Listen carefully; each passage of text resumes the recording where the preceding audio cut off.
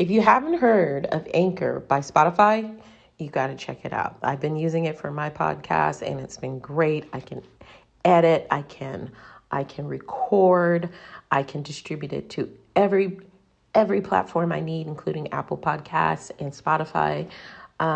It's everything that you need to record your podcast in one place. You can use it on your phone app or you can use it on your computer. So you really need to go check it out.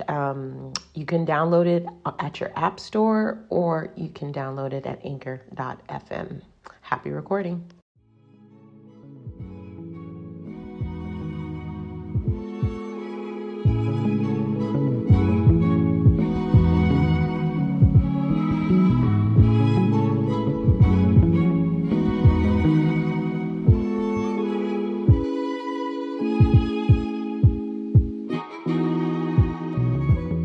Welcome to EQaboveIQ-Parenting with emotional intelligence and healing the inner child. My name is Trina Casey and I'm your host. Thank you for joining me this week. And I hope you had a beautiful last week. A lot of things have been happening, going down the line of insanity. I really can't think of it in any other way right now. We're living in unprecedented times where people are having a really hard time communicating with each other. And I want to say the reason why this is happening, and you may be dealing with this with your children as well, is there is no rules of engagement around speaking. They call it free speech. And one of the things that's a big argument of the right is not, and I'm not going to make this a political episode, I'm just thinking of it, free speech, freedom of religion, freedom of other things. But one of the things that I want people to understand, and this works with your kid, is your freedom should not stop other people's freedom. Seems really, really simple. Your freedom should not stop other people's ability to be free. So we get to this point of either let's agree to a disagree, which is one of the most narcissistic, and I hate that let's agree to disagree statement. I hate it so much. That's basically saying I'm not listening anymore and end of story. Narcissists will use this to stop the conversation. It's probably usually when you're mid-sentence of really trying to get to the heart of the problem, and or they're about to, or they feel like they're going to lose a debate, or they're not going to win the argument. Because one of the things that I find is happening is we have a battle of the wills right now, and no one is actually listening to each other and understanding each other's needs. It's called emotional intelligence. Everybody is just fighting for supremacy to be right. And I've had quite a few conversations with people where they say, well, let's agree to disagree, and or let's see, cognitive dissonance is brought up. And not that that's not real, because it's real. But the problem is much deeper than this. Right now, everybody is having a massive trauma response. That's how I see it. Our children are having a trauma response because they don't feel like they have a future, because the future plans that had been laid out in front of them for the last 100+ years are gone. And there's a big shift of change. I keep saying the grand awakening in the last few episodes because that's how I really see it. And one of the things that people misunderstand about the art of debate, it's not to win or lose. It's to gain wisdom and to understand. You still may not agree at the end, but you should at least understand. And in order to get to a place of understanding, you need to understand yourself.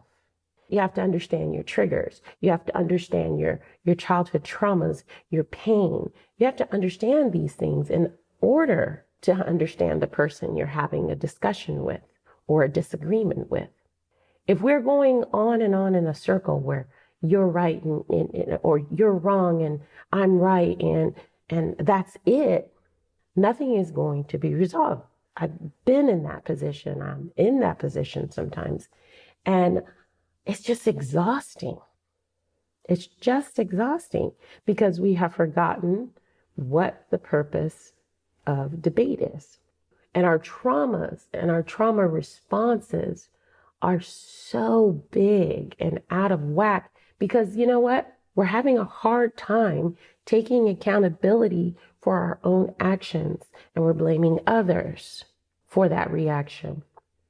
It doesn't mean somebody hasn't said anything disrespectful to you, but you still have the responsibility for your own reaction to those words. That's called self-regulation. Okay? And then if your motivation is just to win, it's a poor motivation. It's a poor motivation if your motivation is just to win. Because winning doesn't mean that the other person is heard, doesn't mean that you're heard. It just means that you are interpreting the end of that conversation, the last word said, if it was yours, because some people like to just keep going until they get the last word. Try to curb your impulse if that's what happens with you. I know sometimes I catch myself in going, oh, I have so much more to say before I conclude this. And I want to say it. Then sometimes I'll just say, listen, I have a couple more things, but if you're not open to hear, then we might as well end it here. And sometimes people will say, no, I'm okay. Tell me what you have to say. Other times people will say, yeah, I'm done. And that has to be honest because there's been situations where I've been like, yeah, I'm done. I can't hear anymore. I can't discuss anymore. And that's an honest response. On LinkedIn today, I saw a woman post and it was so disheartening. And it's so heartbreaking for me to see a person of color kind of have this frame of mind around authoritarian parenting. I guess there was a child who was upset. This child must have been 4 or 5, maybe 6 years old, kicking, screaming, and cursing at a policeman. I don't know what the rest of the scene was. I imagine somebody that child cared about was either getting arrested or something bad was happening. But this person focused on that child's behavior, like something along the lines of, this is why Black people are seen in this way, our children are disrespectful, blah, blah. I can't emphasize how wrong that mentality is. It totally disregards 2 things. It's a child, and just like you and your inner child, you have trauma and you are expressing it the best way you've been taught to. So that child, unfortunately, probably had very dysregulated parents as well and responded in that way. Or he could have the most regulated parents in the world. The problem is that he hasn't learned how to regulate his emotions yet.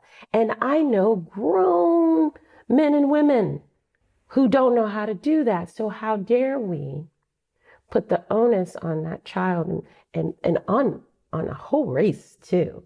You know, it was, to me, just very hurtful, very sad. Because, you know, everybody gets disjointed, as I like to say from time to time. It's because it's called an amygdala hijacked. We get hijacked, meaning our prefrontal cortex doesn't come online and we just go into our baser instincts and our primal instincts. Of course, we want to teach our children to not curse and kick and whatever, but not because of authority. Yes, it was a policeman, but when we do it in that way, we take away our empowerment of being a human being, of being a human child. And that takes away our humanity. It just kind of irked me. So I decided to talk about it a little bit today on this episode, because some of the things that we don't understand about what's happening in this world right now is due to people not knowing what's going to happen next. I can imagine maybe that child's parents were arrested in front of them, or something bad happened, and then the police, who are not seen in the greatest of light in my community, in many communities, for a very good reason, saw the enemy attacking his mother or father. And that's absolutely a normal response, you know? So when we are talking about children in particular, please realize that their emotional responses are normal and healthy to a certain extent.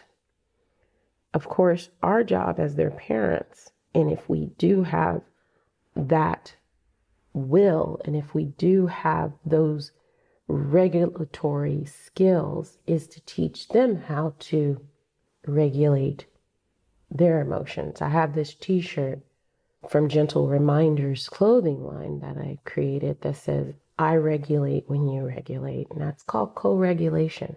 Okay? If you're dysregulated, I'm probably going to be dysregulated. And if, the other person, your child, is dysregulated, you're going to have to figure out a way to regulate yourself and then be able to regulate them. That's just the way it is. And that is what we signed up for as parents, because just like every creature on this planet, it is the parents that teach them how to survive. Now, a lot of us have been handed a very unfair and unhealthy amount of skills due to coping mechanisms, due to oppression. And the things that we have been taught about ourselves are not true. They're just an impact of a distorted history being told over and over and over and reinforced in school over and over and over again. And I can think of almost every group where this has happened. I just read a very interesting article about the effects of the potato famine on the children, or the next generations and last generation since then, of Irish people. And of course, many of those Irish people came to the United States as well. And there was a physical and psychological impact of the famine. And that went into the embryos of babies before they were born. Starvation, nutrition deficits, and things like that have a cognitive and emotional effect on the fetus. So there can be a lot of emotional outbursts, all kinds of things. I could go through a whole long list, but like I said, do your own research. Don't take my word for it. But if you're under a lot of stress and you're a pregnant female, you do pass some of that to the fetus.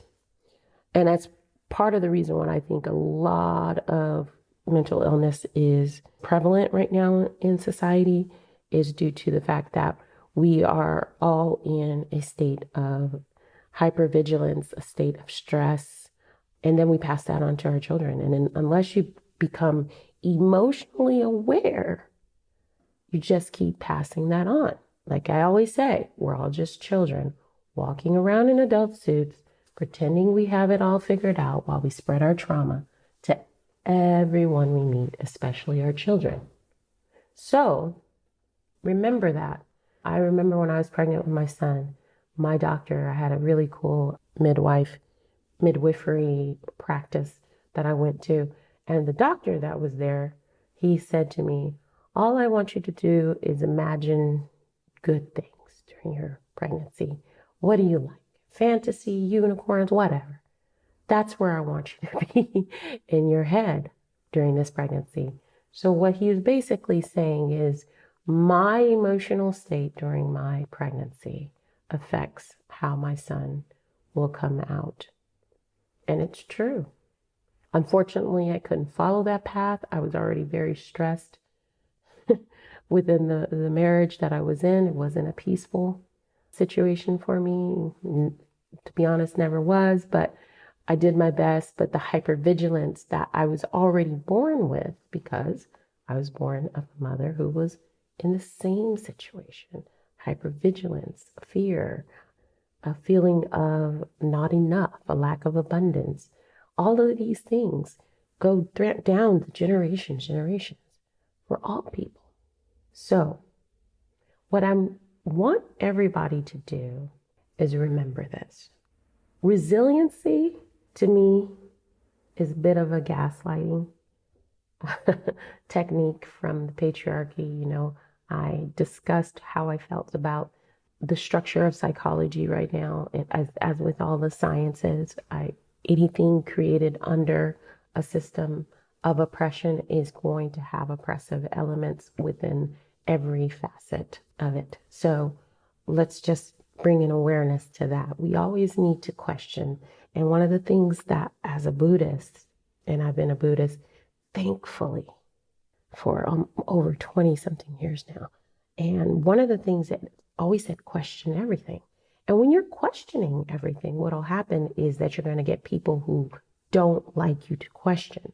They want supremacy over you. They want you to be right. Shouldn't stop you from speaking your mind, hence the free speech. Now, I can speak my mind in a way where I rip a person's soul apart. That's not my goal, but I do have a right to say, I don't like what you're doing, saying, or how you're treating me. And if somebody is that offended by that, you know something is wrong. You know that something is awry. If you've been in the situation, or you're in the situation right now where you telling somebody, I don't like how that made me feel because of A, B, and C, and they tell you that your feelings don't matter, you're in the wrong relationship. And I don't care what kind of relationship that is. Now, if they can listen to you and say, okay, I hear you. I didn't mean that. That wasn't my intention. I was trying to do or express or A, B, and C, and D, and it came out the wrong way because, taking accountability, I'm upset and I'm angry. You see what a different conversation that is. So it's not let's just agree to disagree. It's let's get to a point of understanding by discussing and debating our differences or our different thoughts on things. But the main goal is get to wisdom and understanding. I'm not trying to always convince somebody that I'm right, okay? And I'm always not trying to convince somebody that they're wrong. What I am trying to do is be heard. And that's one of the main emphasis with your children. Your children do not know everything yet. And they will sometimes get to a certain age like mine where they think they know everything. And, you know, we have a tendency to go, oh yeah, whatever, you know. We know they're probably misinformed, but don't give that away. Go, oh, why? Get curious. And you can do this with anybody of any age. Oh, really? Why do you think that? Get curious, and then that immediately calms a person down because then they're like, they're not ignoring me. They want to know why I think what I think. And what they think might be utter nonsense because they haven't been educated on anything else. And or they just have been motivated to win, that they've never learned anything in a discussion. Anyways, I wanted to end this on a quote I found, and it's important because with everything that's going on, I think the word trauma is coming up a lot, along with the word narcissist. We live in a narcissistic society, so I'm going to say that till it changes because that's what it is. And all of us carry some type of narcissistic trait. Some people might even think doing a podcast is a bit narcissistic, or you're talking by yourself, and especially when you don't have a guest. So, well, I find it to be a journal of what I understand is happening in the world today and what book I've read and the things that I understand innately about the world, my feelings, my emotions, and my observations. Anyways, I found this quote, and it's an unknown author, so I can't give credit where it's due, but your trauma made you stronger. That's often a quote that we hear. Like, what doesn't kill you will make you stronger. Ah, I roar at that because I hate it. No, my trauma made me traumatized. It made me weak, gave me sleepless nights and memory loss. It gave me feelings I've never wanted. I made myself stronger by dragging myself out of a dark place and dealing with the consequences that weren't my fault. Remember that. I'm going to leave you with that because that's the truth of trauma. We all have been gaslit into continuing on in this really, really sick reality controlled by a few. And our children are suffering through with us. And so I want you to be aware of how you interact with them in order to stop the trauma, generational trauma from happening so that they don't have to say this. Say it now to them, Tell them when you're wrong. Tell them when you make a mistake, because then they'll be able to grow up as an adult to be able to do that with other people and their own children. But these false vibratos of rightness is not working. When you're right, you're right. You have evidence to back it up, and there's no refuting. And when someone does refute, it's usually because they want to be right and they stop listening. 9 out of 10, that is what it is. They want to be right because they haven't been able to take accountability for themselves in a very long time, or if at all. Or they have ideas of who can be right and who can be wrong. Sometimes your kids are right. You just, but we have all these authoritarian programming, like that, what that woman said, all this authoritarian programming that a child is supposed to be obedient, seen but not heard, unimportant, born not out of love, but out of necessity, an object. And that's not what our children are, because that's not what you are, and you were once a child. Do you want to continue that? Do you want your children to feel that way? Listen, I know this parenting gig is not easy, but I want you to know that you have a choice. And though the system may push up against you, the more of us that push up against the system, change it, one step at a time. Thank you for listening. Go check out thisreallifebooks.com. I mentioned a t-shirt in the program, and it's available there under the Gentle Reminders tab. Also, of course, I have the children's books that teach emotional intelligence. And of course, if you are struggling at the moment, you can always reach out to me on the coaching tab. I am a certified cognitive behavioral therapy coach and EQ coach.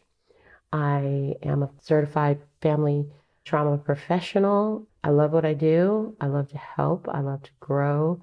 And yeah, please check those out. And I hope you really have a blessed day and hold your family close. Hold your children close and hold your inner child close as well. Have a blessed day.